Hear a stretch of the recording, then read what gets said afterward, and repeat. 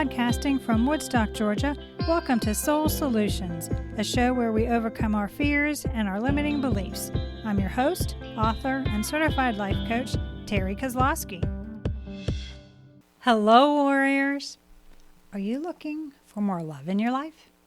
Do you need help, like my coaching services, to realize you have the power within you to move forward? Are you looking to overcome your fears and limiting beliefs? If so, you can join my new Facebook group called Soul Solutions for Survivors and Overcomers. The link is in the show notes. Don't allow your egoic thoughts to keep you from living your best life. Now let's start this week's episode. Episode 134, Why Adding Your Favorite Things to Your Daily Life is Powerful. Last month, I was talking to a friend who made lunch for someone and served it on her favorite china because she wanted to. It reminded me that many people keep different things for special occasions, and yet every day should be distinct and hold a unique memory for us. Why? Because it's the only one like it you will ever live. Using your favorite things in your daily life will help you love the life you have. One of my favorite movies is The Sound of Music. And there's a part where the kids are afraid of the storm and Maria sings of her favorite things to help soothe them. Raindrops on roses and whiskers on kittens, bright copper kettles and warm woolen mittens, brown paper packages tied up with strings. These are a few of my favorite things. You know the words and the melody. But the overall lesson she's trying to share is that when you feel out of sorts, thinking of those things that you like helps you feel better. Also note that the list and the rest of the song are about everyday items. Isn't that interesting? Why do you save things for special occasions? Maybe you only use your favorite things for specific events because you believe that made them more special, like the china my friend used. Maybe it's costs a lot of money or has sentimental value and you don't want it to get damaged by everyday use. Well, if that's the case, is it displayed so you can admire it regularly? Or is it stored away for safekeeping? Or perhaps what you truly believe is that you didn't deserve the item. Therefore, you don't use it as it reminds you of the lie of the ego that you are not worthy. But since you are aware that it's a lie, using it may seem rebellious and maybe even fun. Possibly, after collecting many things, you've forgotten which items were your favorite and why. In the age of accumulation and the disposable everything, it's easily conceivable that you have much more than you will ever need or use. So the best way to enjoy those items that excite you is to only own your favorite things. It's unnecessary to own everything, to have it all. Examine the items in your life that you use daily. Are they your favorite? If not, why do you have it? How to determine your favorite things. It's necessary to identify what things you find to be your favorite before you can use them in your daily life. Here are some tips on how to identify your favorite things so that you can lead a more fulfilling life. Number 1, recall your childhood favorites. Our deepest passions frequently begin to bloom in infancy, only to be squelched by constraints of adult living. Therefore, consider your passions before you had to be an adult. Writing, experiments in science, caring for other people. Finding your passion requires getting in touch with those instincts once again. And once you do, you'll be able to recall those things that were your favorites when you were a child. Once you have this information, are they still things you currently fancy and enjoy? If so, great. Keep those things and see how to incorporate them in your everyday life.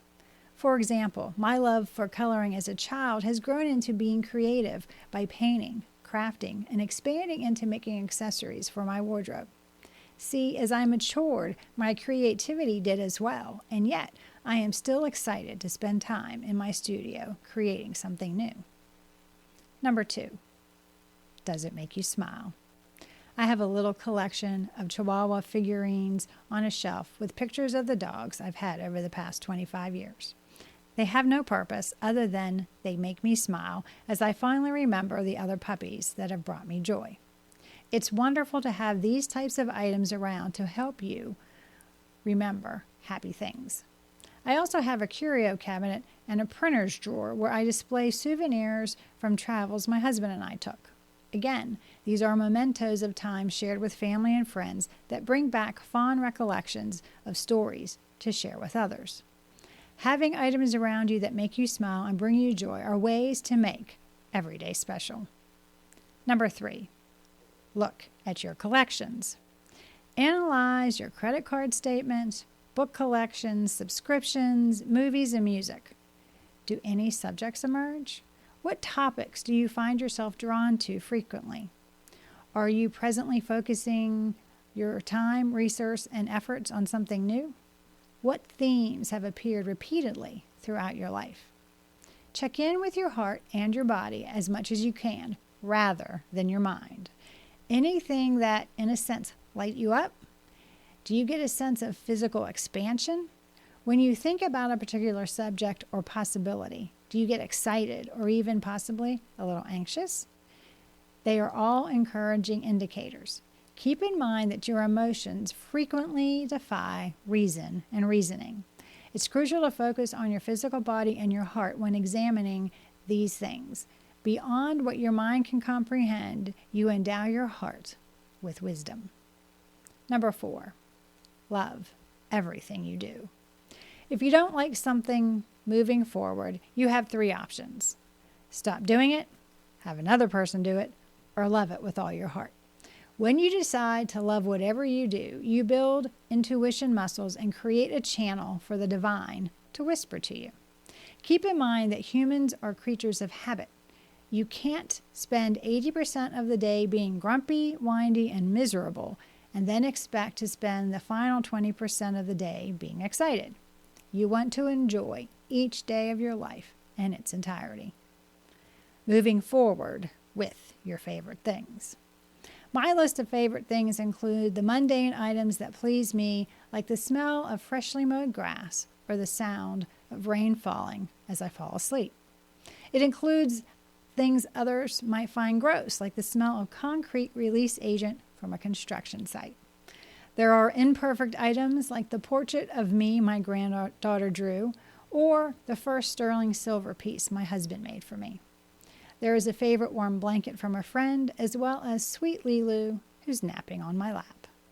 Now it's time for you to examine the belongings that you save for special occasions and see how you can incorporate them into your daily life. Maybe start using that china once a week.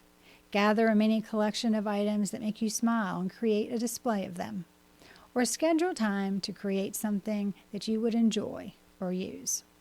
Use your favorite things more often will help you love the life you have.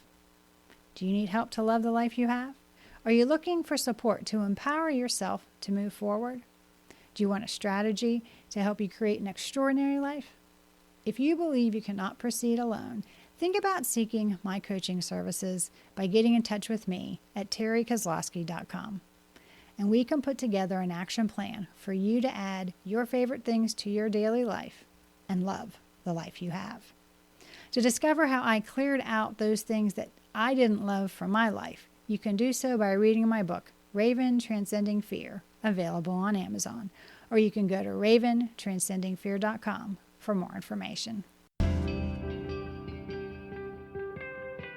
Thanks for listening to Soul Solutions with Terry Kozlowski. If you'd like the show and want to learn more, check out terrykozlowski.com, where you can find the links to everything we talked about in this episode.